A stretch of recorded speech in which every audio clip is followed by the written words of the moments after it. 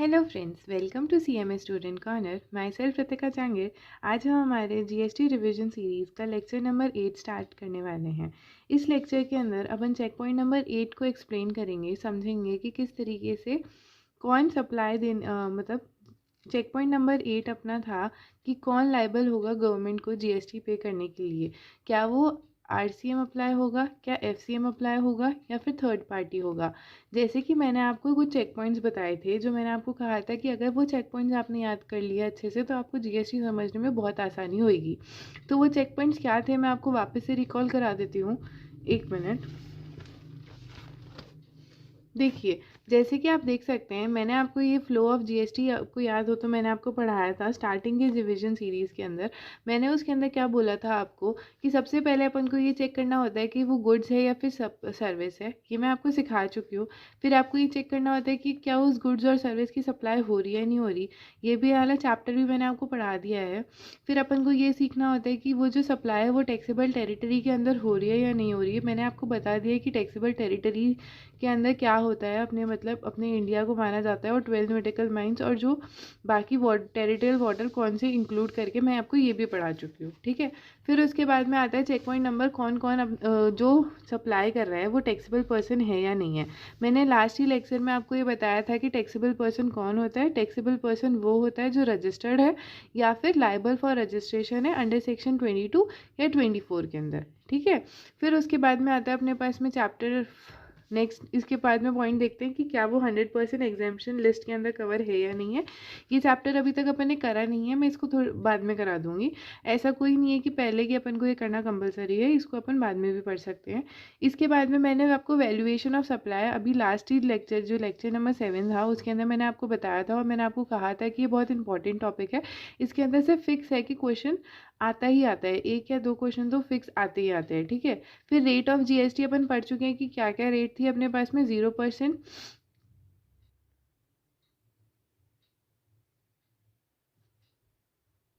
Rate से अपने पास में 0%, 5%, 12%, 18% और 28%। ठीक है।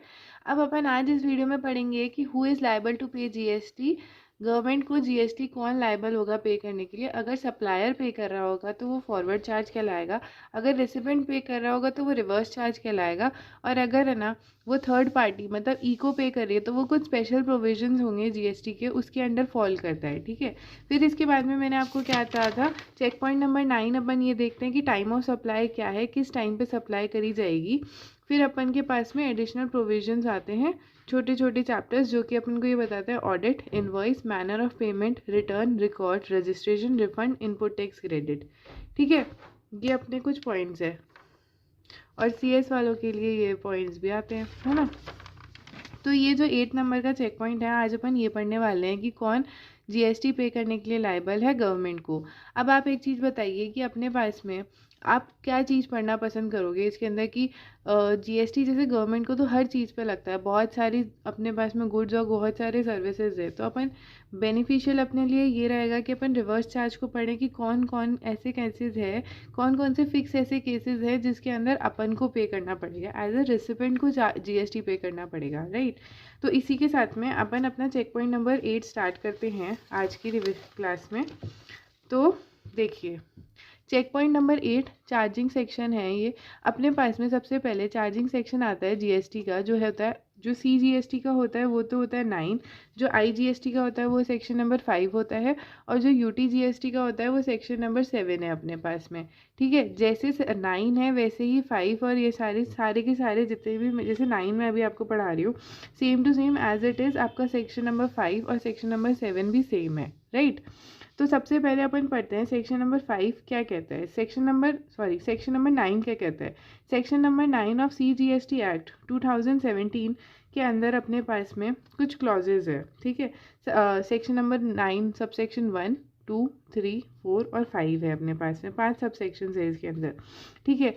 सेक्शन नंबर 9 सबसेक्शन 1 अपन को ये बोलता है कि जो भी एक्टिविटी है, कोई भी एक्टिविटी होनी चाहिए और उसकी सप्लाई होनी चाहिए। Activity must be supply, activity की सप्लाई होनी चाहिए। सप्लाई जो है वो गुड्स और सर्विस की होनी चाहिए, और जो गुड्स और सर्विस है ना उसके अंदर इन चीज़ों को इंक्लूड नहीं करा गया है। किन किन चीज़ों को?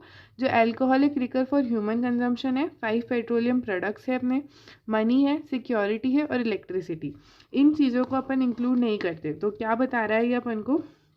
सबसे पहली बात, एक्टिविटी जो है उसकी सप्लाई होनी चाहिए। जो सप्लाई है वो गुड्स और सर्विस की होनी चाहिए। जो गुड्स और सर्विस है उसके अंदर ये 5 चीज़ें इंक्लूड नहीं होती है। कौन सी 5 चीज़ें? Alcoholic liquor for human consumption, 5 petroleum products, money, security और इलेक्ट्रिसिटी।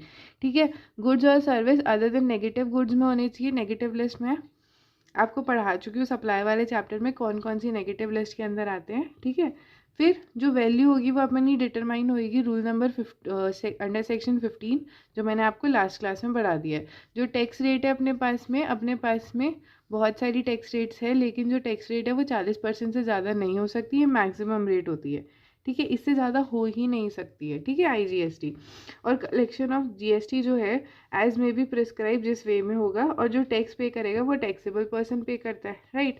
अब मैं आपको बता चुकी हूँ टैक्सेबल पर्सन कौन होता है। Taxable person is a person who is registered और liable to be registered under section 22 to 24। Right.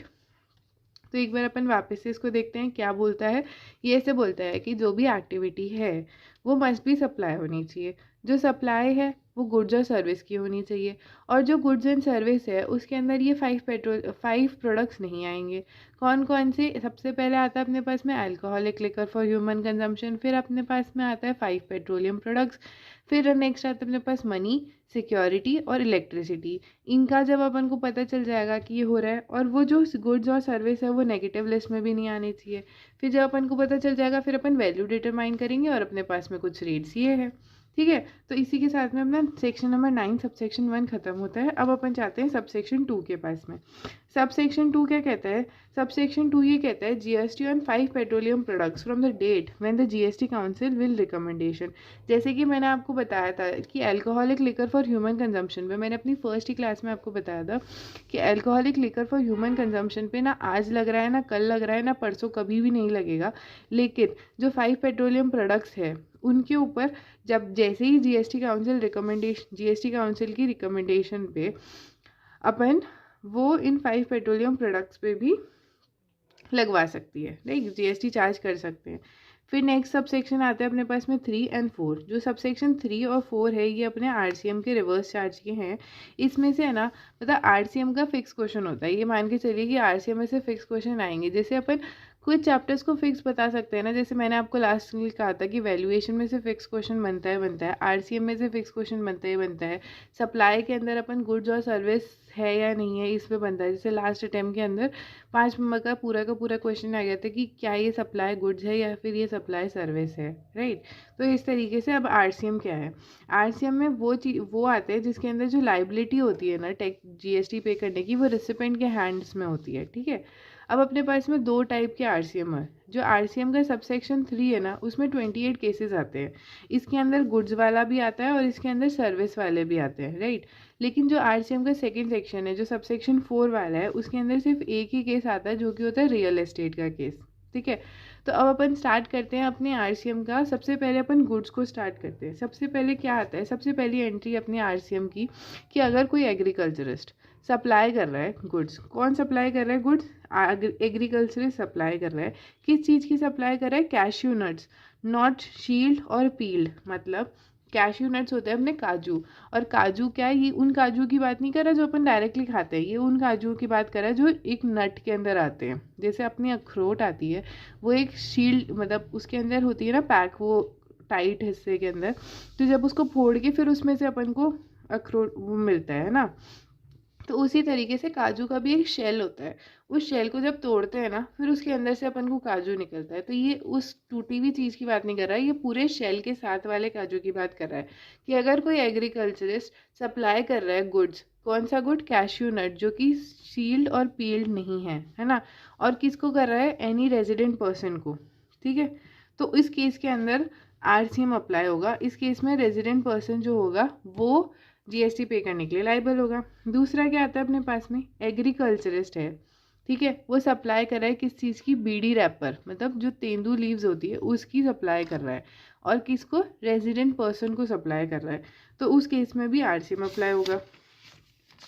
ठीक है, फिर नेक्स्ट आता है अपने पास में, अगर कोई एग्रीकल्चरिस्ट सप्लाई कर रहा है किसकी, तंबाकू लीव्स की, तंबाकू की बात नहीं हो रही, तंबाकू लीव्स की बात हो रही है। ठीक है, याद रखिएगा, और वो रेजिडेंट पर्सन को तो आरसीएम अप्लाई होगा। अगर कोई person who is manufacturer of silk yarn, अगर कोई पर्सन जो मैन्युफैक्चरर है सिल्क यार्न का, और सिल्क यार्न प्रोवाइड कर रहा है, सप्लाई कर रहा है किसी रेजिडेंट पर्सन को, तो उस केस के अंदर रजिस्टर्ड पर्सन को, तो उस केस के अंदर रजिस्टर्ड पर्सन जो होगा वो आरसीएम पे करने के लिए लायबल होगा। नेक्स्ट आता है अपने पास में, अगर कोई एग्रीकल्चरिस्ट रॉ कॉटन की सर्विस दे रहा है, सप्लाई कर रहा है, रॉ कॉटन सप्लाई कर रहा है, तो उस केस के अंदर किसी रेजिडेंट पर्सन को, रजिस्टर्ड पर्सन को, तो उस केस के अंदर रजिस्टर्ड पर्सन लायबल होगा जीएसटी पे करने के लिए। अगर स्टेट गवर्नमेंट या फिर यूटी या फिर एलए, ठीक है, अगर सप्लाई कर रही है लॉटरी की, तो जो लॉटरी डिस्ट्रीब्यूशन या फिर लॉटरी सेलिंग एजेंट जो होगा ना, मतलब क्या हो रहा है, गवर्नमेंट अगर लॉटरी सप्लाई कर रही है किसको, लॉटरी डिस्ट्रीब्यूटर या फिर सेलिंग एजेंट को, तो उस केस में जो लॉटरी डिस्ट्रीब्यूटर और सेलिंग एजेंट होगा वो जीएसटी पे करने के लिए लायबल होगा। नेक्स्ट क्या है, अगर सीजी, एसजी, यूटी और एलए अगर यूज व्हीकल्स, मतलब second hand vehicles, seize and configurated goods old use for the waste, जैसे कि कुछ गाड़ियाँ उठा दी जाती है, ऑक्शंस लग जाती है, ओवरसीज व्हीकल्स जो होते हैं उनकी सप्लाई कर रहा है किसी रजिस्टर्ड पर्सन को, उस केस के अंदर रजिस्टर्ड पर्सन लायबल होगा जीएसटी पे करने के लिए। लास्ट केस आता है अपने पास में, कोई भी रजिस्टर्ड पर्सन अगर किसी रजिस्टर्ड पर्सन को प्रायोरिटी सेक्टर लैंडिंग सर्टिफिकेट दे रहा है, प्रायोरिटी सेक्टर लैंडिंग सर्टिफिकेट की सर्विस दे रहा है, तो उस केस के अंदर रजिस्टर्ड पर्सन पे करने के लिए लायबल होगा और उस पर आरसीएम अप्लाई होगा। क्या क्या है एक बार आप वापस देखिए, आप इनसे ऐसे याद कर सकते हैं। सबसे पहले आता है अपने पास में कैश्यू नट, नॉट सील्ड और नॉट पील्ड, बीडी रैपर मतलब तेंदू लीव्स। ठीक है, नेक्स्ट आता है तंबाकू leaves, silk yarn, raw cotton, supply of lottery, use vehicle, seized और कन्फिगरेटेड गुड्स और प्रायोरिटी सेक्टर लैंडिंग सर्टिफिकेट।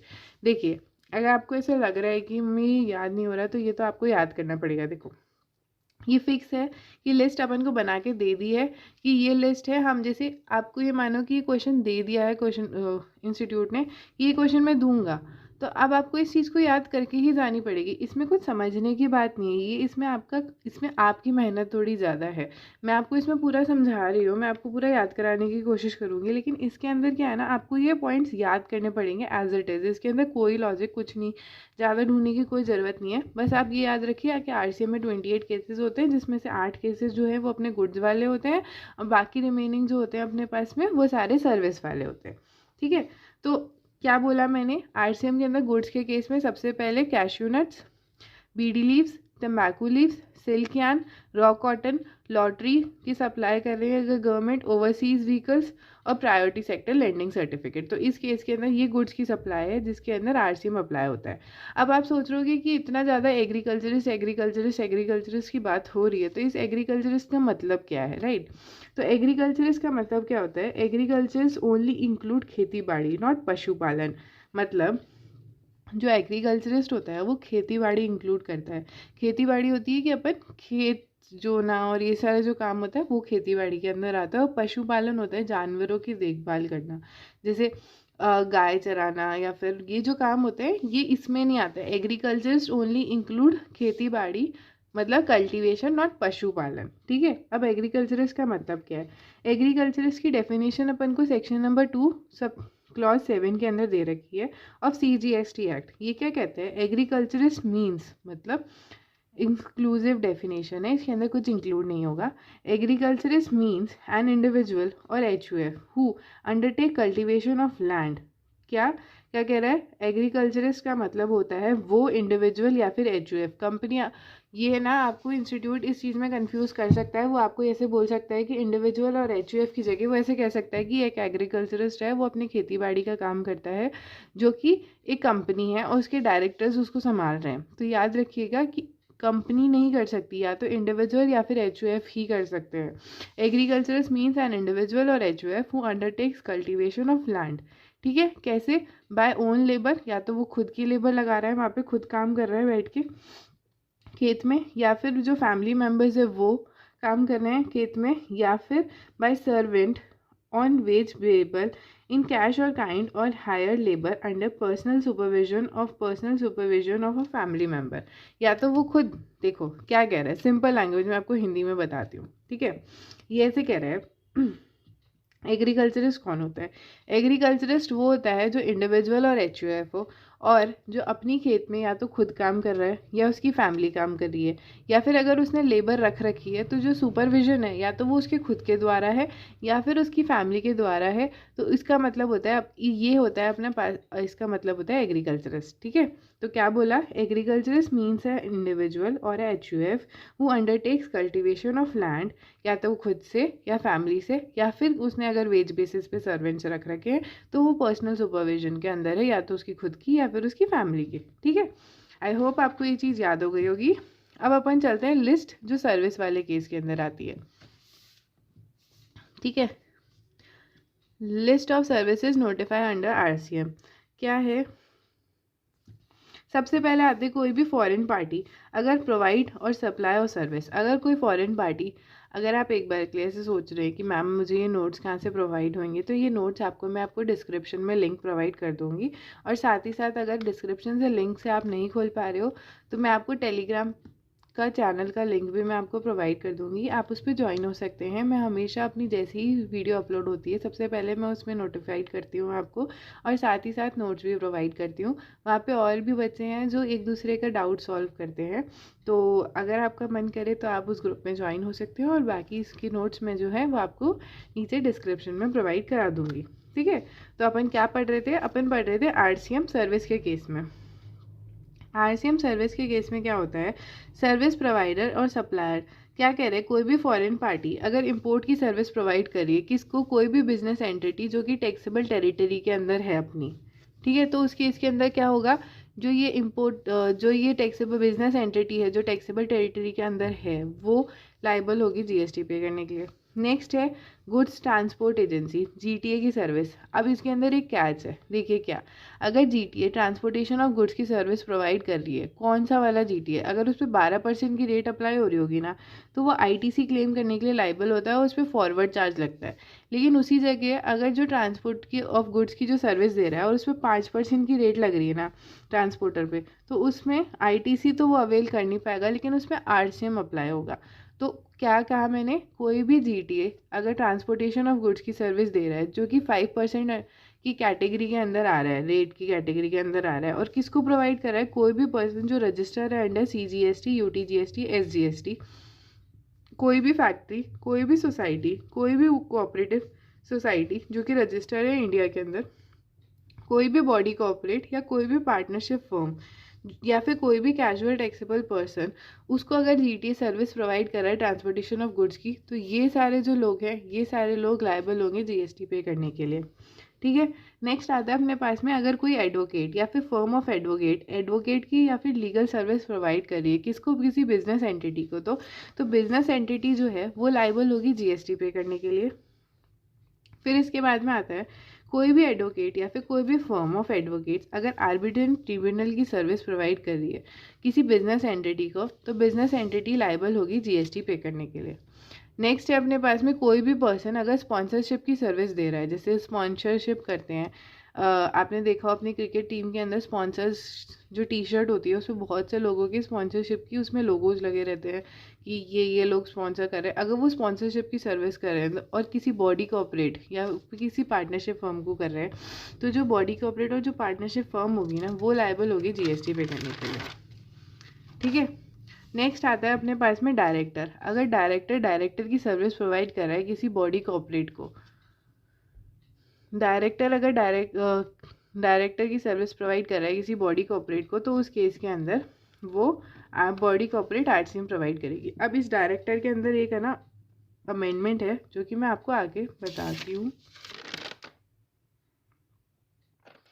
मैं भी आपको थोड़ी देर में बताती हूँ, ठीक है। नेक्स्ट क्या है अपने पास में, इंश्योरेंस एजेंट की सर्विस। अगर इंश्योरेंस एजेंट अपनी इंश्योरेंस एजेंट की सर्विस प्रोवाइड कर रहा है इंश्योरेंस कंपनी को, तो उस केस में इंश्योरेंस कंपनी जो है वो लायबल होगी जीएसटी पे करने को, ना कि इंश्योरेंस एजेंट। ठीक है। नेक्स्ट आता है अगर रिकवरी एजेंट या फिर रिकवरी एजेंट का जो ऑफिस है वो अगर रिकवरी एजेंट की सर्विस प्रोवाइड कर रहा है किसको, बैंक और फाइनेंशियल इंस्टीट्यूशंस को, तो बैंक और फाइनेंशियल इंस्टीट्यूशंस जो होंगे वो लायबल होंगे जीएसटी पे करने के लिए। नेक्स्ट आता है foreign party, person located outside, मतलब नॉन टैक्सेबल टेरिटरी के अंदर जो पर्सन हैं उनको अपन कहते हैं फॉरेन पार्टी। अगर वो अपन को ओशन फ्लाइट मतलब transportation of goods by vessel from one place to another India to custom clearance in India, ठीक है। अगर बाहर से अपन को ओशन फ्लाइट की सर्विस दे रहे हैं किसको, इम्पोर्टर को, यहाँ वाले जो इंडिया में रह रहे हैं जो टैक्सेबल टेरिटरी के अंदर, तो लायबल कौन होगा जीएसटी पे करने के लिए, जो इम्पोर्टर है वो। ठीक है। नेक्स्ट आता है अपने पास में author, musician, music composer, photographer और आर्टिस्ट अगर कॉपीराइट की सर्विस दे रहे हैं टू अ या फिर उन्होंने म्यूज़िक का जो दे दिया वो कॉपीराइट दे दिया, या फिर आर्टिस्टिक वर्क का जो अपना कॉपीराइट की सर्विस प्रोवाइड कर रहे हैं किसको, पब्लिशर को, म्यूज़िक कंपोजर को या फिर प्रोड्यूसर को, तो उस केस के अंदर पब्लिशर, म्यूज़िक कंपोजर और प्रोड्यूसर पहले जीएसटी पे करने के लिए लाइबल होते थे। अभी भी सेम है, बस जो ऑथर है, अब वो ऑथर है ना अगर कॉपीराइट की सर्विस देता है किसको, पब्लिशर को, तो उसके ऊपर जीएसटी चार्ज नहीं होगा, मतलब पब्लिशर जीएसटी चार्ज पे करने के लिए लायबल नहीं होगा। कैसे, मतलब देखिए मैं आपको बताती हूँ इसमें क्या अमेंडमेंट है। अमेंडमेंट ये है कि अगर ऑथर ट्रांसफ़र कर रहा है या फिर परमिट कर रहा है इंजॉय करने के लिए उसका कॉपीराइट की सर्विस, तो ये देखेंगे कि जो पब्लिशर है इस टैक्सेबल टेरिटरी के अंदर लोकेटेड होना चाहिए। ठीक है। हाउएवर बट क्या, however an author can choose to pay tax under forward charge if he wants to take registration। क्या कह रहा है, ये ऐसे कह रहा है कि अगर ऑथर चाहता है, ऑथर ने अपने इच्छा अनुसार इंजॉय करने के लिए कॉपीराइट की सर्विस उसको प्रोवाइड करी है किसको, पब्लिशर को, जो कि टैक्सेबल टेरिटरी के अंदर लोकेटेड है। वो ऐसे कह रहा है कि अगर ऑथर चाह रहा होगा ना कि मैं खुद देना चाहता हूँ, तो ऑथर खुद दे सकता है और वो रजिस्ट्रेशन ले सकता है जीएसटी के अंदर। If yes then he should opt for the option for continue 1 year. अगर वो ऑथर पे करने के लिए लायबल होता है, वो अपनी इच्छा से चाह रहा है, तो उस केस के अंदर उसको पूरा का पूरा 1 साल तक कंटिन्यू करना ही पड़ेगा। वो 1 साल से पहले छोड़ नहीं सकता कि मैंने एक बार दे दिया अब मेरा मन नहीं है करके। ठीक है। तो अभी तक मैंने आपको 10 पढ़ा दिए। 10 मैंने क्या क्या पढ़ाए हैं एक बार के लिए अपन उनको याद करते हैं। सबसे पहले अपन ने ये पढ़ा था कि अगर कोई भी फॉरेन पार्टी अगर इंपोर्ट की सर्विस प्रोवाइड करिए बिजनेस एंटिटी को, उस केस में लगेगा तो फॉरेन पार्टी, फिर जीटीए की सर्विस, फिर उसके बाद में एडवोकेट और लीगल सर्विस, आर्बिट्रिनियल सर्विस, स्पॉन्सरशिप की सर्विस हो गई।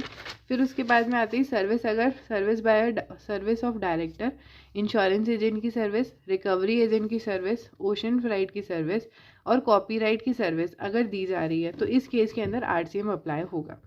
आप याद करिए क्या बोला मैंने। सबसे पहले अपने पास में आता है, अगर अपन को क्या कहा मैंने आपको, इंपोर्ट की सर्विस मिल रही है, जीटीए की सर्विस मिल रही है, अगर आपको लीगल एडवोकेट की सर्विस मिल रही है, आर्बिट्रल ट्रिब्यूनल की सर्विस है, स्पॉन्सरशिप की सर्विस दे रहे हैं, सर्विस ऑफ डायरेक्टर मिल रही है, रिकवरी एजेंट की सर्विस, इंश्योरेंस एजेंट की सर्विस, ओशन फ्लाइट की सर्विस और कॉपीराइट की सर्विस अगर आपको प्रोवाइड करी जा रही है तो इन केस के अंदर आरसीएम अप्लाई होगा, एफसीएम अप्लाई नहीं होगा। आरसीएम मतलब रिवर्स चार्ज अप्लाई होगा। ठीक है। अब इसके बाद में आता है अपने पास में नेक्स्ट पॉइंट।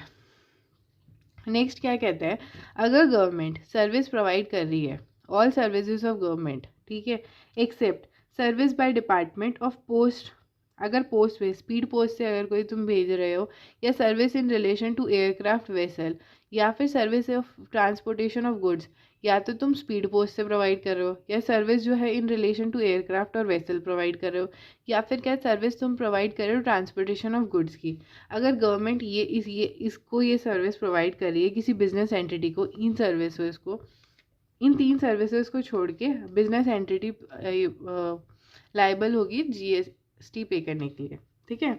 नेक्स्ट आता है, अगर गवर्नमेंट जो CGSGUTLA है, अगर रेंटिंग ऑफ इमूवेबल प्रॉपर्टी की सर्विस प्रोवाइड कर रही है किसी रजिस्टर्ड पर्सन को जो कि टैक्सेबल है, अंदर टैक्सेबल टेरिटरी के अंदर है, तो उस केस के अंदर जो रजिस्टर्ड पर्सन है वो लायबल होगा जीएसटी पे करने के लिए।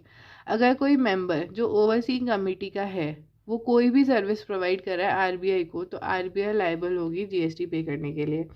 अगर कोई इंडिविजुअल जो कि डायरेक्ट सेलिंग एजेंट है या फिर अदर बॉडी कॉर्पोरेट पीई और एलएलपी अगर डायरेक्ट सेलिंग एजेंट की सर्विस प्रोवाइड कर रही है किसी बैंकिंग कंपनी को या फिर एनबीएफसी को, तो उस केस के अंदर बैंकिंग कंपनी और एनबीएफसी जो है वो जीएसटी पे करने के लिए लायबल होगी। नेक्स्ट आता है अपने पास में, अगर कोई बिजनेस फैसिलिटेटर कोई भी सर्विस प्रोवाइड कर रहा है बैंकिंग कंपनी को, तो उस केस के अंदर बैंकिंग कंपनी जो होगी वो लायबल होगी जीएसटी पे करने के लिए। नेक्स्ट है, कोई भी एजेंट और बिजनेस कॉरेस्पॉन्डेंट अगर सर्विस प्रोवाइड कर रहा है किसको, किसी रजिस्टर्ड पर्सन को जो कि लोकेटेड है अंदर टैक्सेबल टेरिटरी, तो उस केस के अंदर आरसीएम पे करने के लिए लायबल होगा।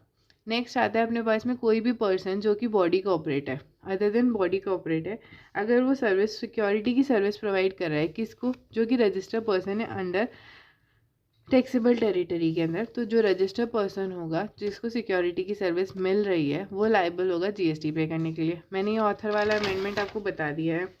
नेक्स्ट आते हैं अपने पास में, अगर कोई भी पर्सन जो बॉडी कॉर्पोरेट है, ठीक है, वो प्रोवाइड कर रहा है रेंटिंग ऑफ मोटर व्हीकल, लेकिन रेंटिंग ऑफ मोटर व्हीकल किसकी, only in case of a passenger, अगर वो पैसेंजर की रेंट मोटर व्हीकल जो प्रोवाइड कर रहा है रेंट पे, वो जो पैसेंजर मोटर व्हीकल प्रोवाइड कर रहा है रेंट पे वो पैसेंजर के काम में आना चाहिए। सॉरी मैं क्या बोल रही हूँ, अगर कोई भी any person other than body corporate, कोई भी person other than body corporate अगर रेंटिंग ऑफ मोटर व्हीकल की सर्विस प्रोवाइड कर रहा है किस चीज़ के लिए, only in case of passenger, ठीक है, अगर वो 12% की उस पर रेट लग रही है तो एफसीएम अप्लाई होगा, लेकिन अगर उसे 5% की रेट लग रही है तो उस पर आरसीएम अप्लाई होगा।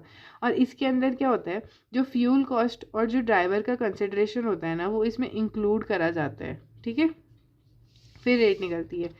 और वो क्या कहा, कोई भी बॉडी कॉर्पोरेट अगर रेंटिंग ऑफ मोटर व्हीकल की सर्विस प्रोवाइड कर रहा है जो कि 5% की जीएसटी की रेट लग रही है, तो उस केस के अंदर एनी बॉडी कॉर्पोरेट जो कि लोकेटेड होगा टैक्सेबल टेरिटरी जिसको रिसीव हो रही है वो जीएसटी पे करने के लिए लायबल होगा।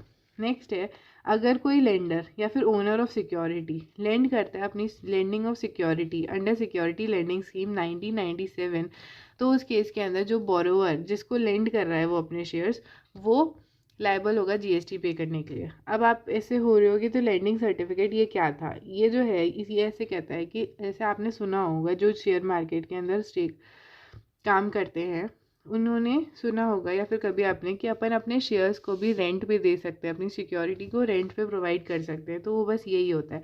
अगर आपने जो लेंडर ऑफ ओनर है मतलब सिक्योरिटी का जो ओनर है अगर उसने अपनी सिक्योरिटी रेंट पे दी है किसी को, तो जिसको दी है वो लायबल होगा जीएसटी पे करने के लिए, ठीक है। आपको लग रहा होगा कि मैं थोड़ा फास्ट जा रही हूँ, लेकिन इसके अंदर मैं कुछ भी समझाने का नहीं है, इसके अंदर सिर्फ आपको चीज़ याद करनी है। इसके अंदर ये पूरी जो लिस्ट है आपको पूरी प्रॉपर्ली याद करनी है। अब इसके अंदर नेक्स्ट क्या आता है अपने पास में, इसके बाद नेक्स्ट आता है एनी पर्सन, ठीक है, same as section number 45 building with pay liable to pay GST.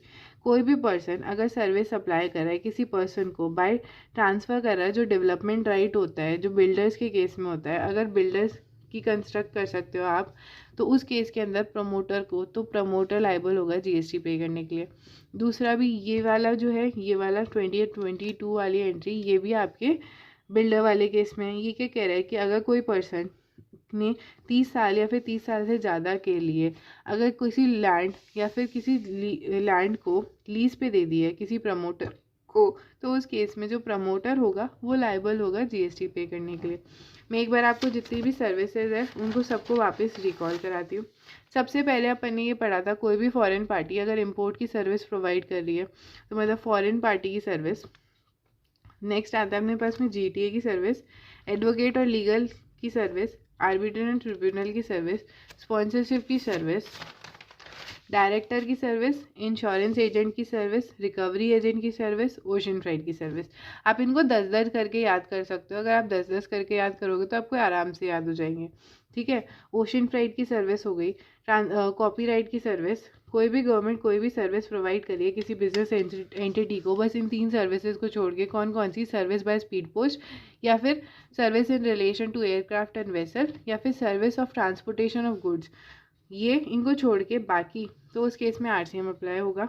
अगर गवर्नमेंट रेंट पे दे रही है किसी इमूवेबल प्रॉपर्टी को तो उस केस में, अगर ओवरसीइंग कमेटी का केस हो गया या फिर डायरेक्ट सेलिंग एजेंट की सर्विस, बिजनेस फैसिलिटेटर या फिर बिजनेस कॉरेस्पॉन्डेंट की सर्विस दी जा रही है, या फिर सिक्योरिटी सर्विस दी जा रही है।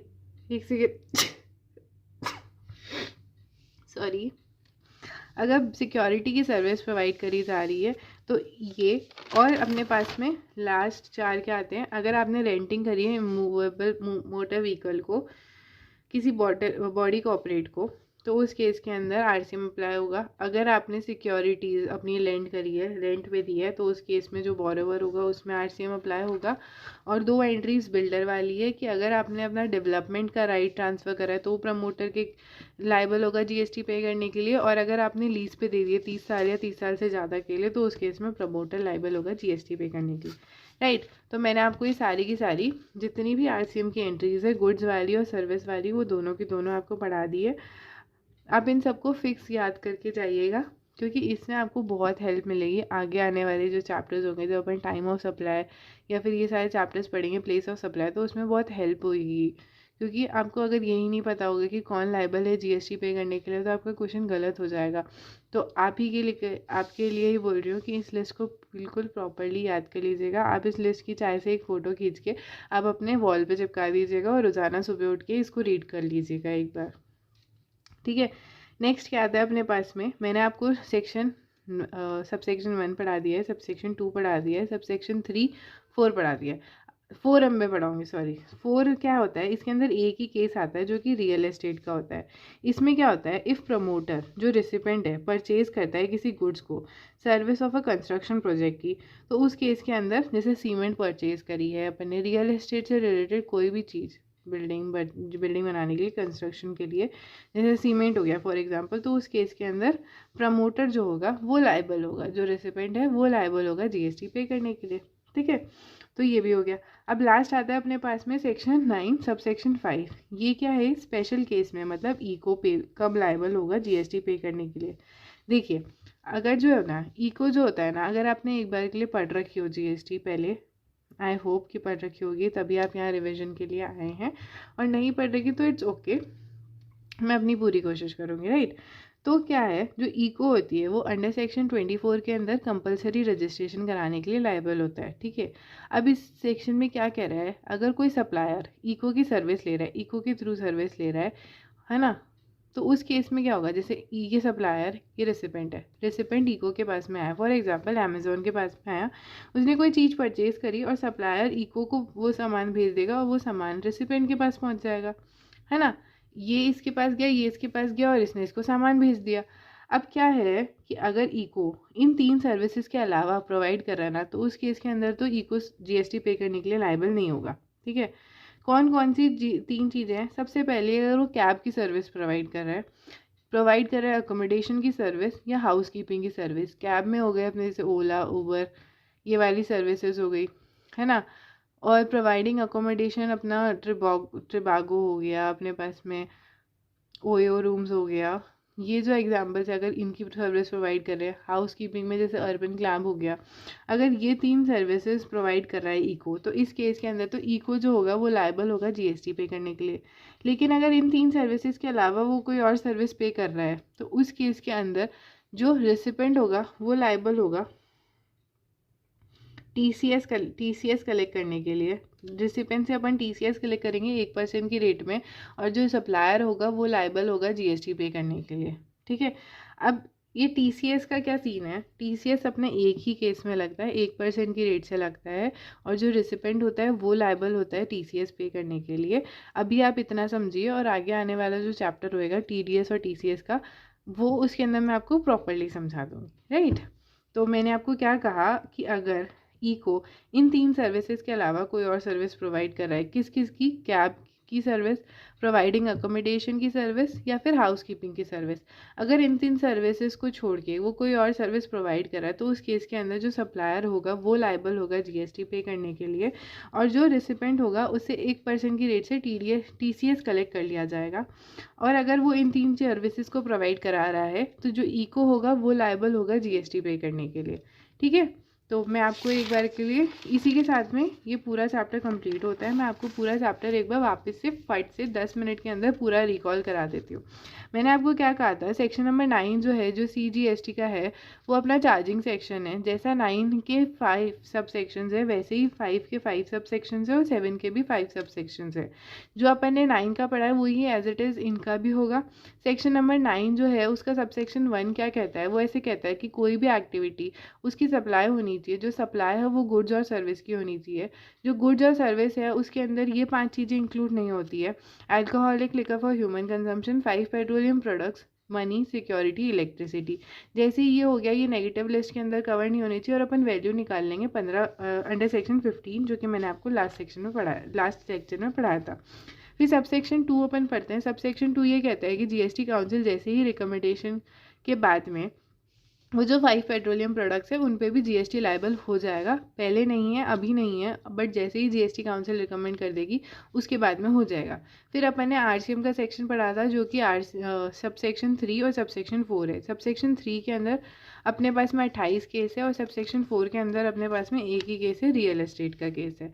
सबसे पहले अपन ने गुड्स का पढ़ा था। गुड्स के केस में अपन ने 8 एंट्री पढ़ी थी। सबसे पहले एंट्री थी अपनी कैश्यू नट्स की, bidi wrap, cashew nuts, tendu leaves, तंबाकू leaves, silk yarn, raw cotton, supply of lottery, use vehicle या फिर सीज जो कॉन्फिगरेटेड गुड्स होते हैं, या फिर प्रायोरिटी इलेक्ट्रिक एक्टिव सर्टिफिकेट अगर प्रोवाइड करा है तो इस केस के अंदर RCM लगेगा। ये गुड्स की लिस्ट है।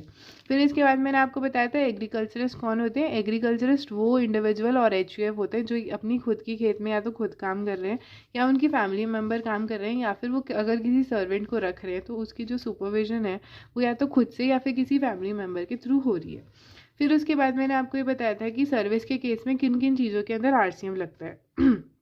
सबसे पहले मैंने ये बताया था, अगर कोई भी फॉरेन पार्टी इंपोर्ट की सर्विस दे रहा है तो उस केस में जो अपनी GTA की सर्विस होती है उसमें RCM लगता है। एडवोकेट की लीगल सर्विस, आर्बिट्रेरियल ट्रिब्यूनल की सर्विस, स्पॉन्सरशिप की सर्विस, अगर डायरेक्टर की सर्विस है, इंश्योरेंस एजेंट की सर्विस है, रिकवरी एजेंट, ओशन फ्राइट की सर्विस, कॉपीराइट की सर्विस, गवर्नमेंट अगर इन 3 सर्विसेज को छोड़ के कोई सर्विस प्रोवाइड कर रही है तो उस केस के अंदर RCM अप्लाई होगा।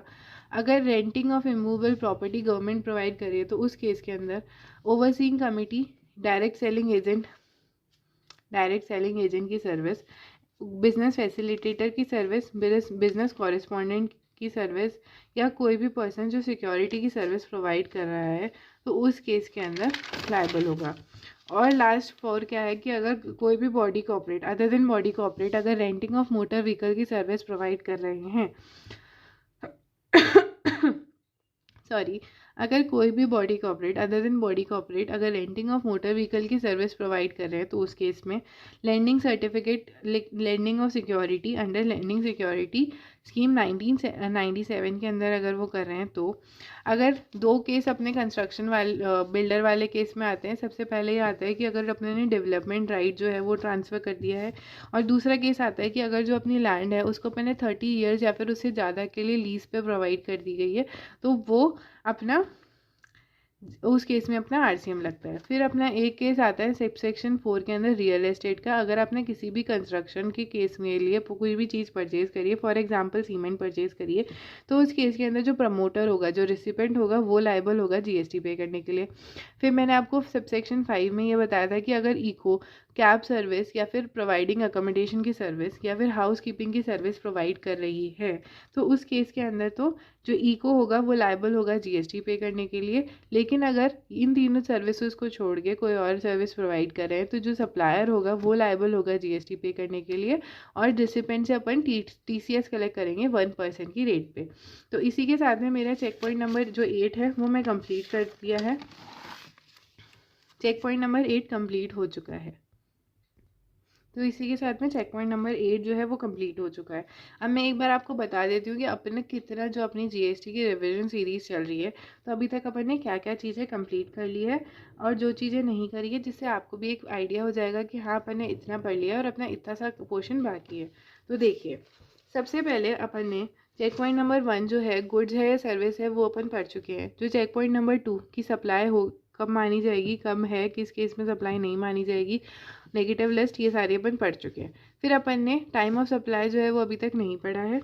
फिर उसके बाद टैक्सेबल पर्सन कौन होते हैं मैंने आपको ये पढ़ा दिया है। एग्जेम्पशंस मैंने अभी तक नहीं पढ़ाई है।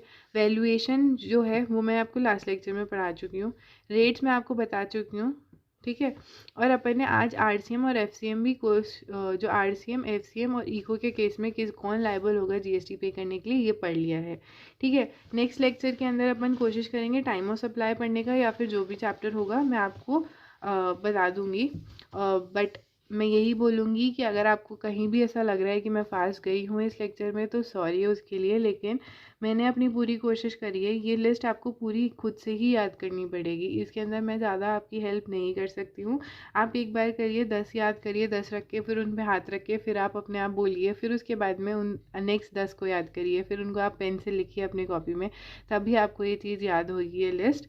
और अगर आपको मेरी वीडियो अच्छी लगी हो तो प्लीज़ मेरे को अप्रिशिएट करते हुए लाइक करिएगा।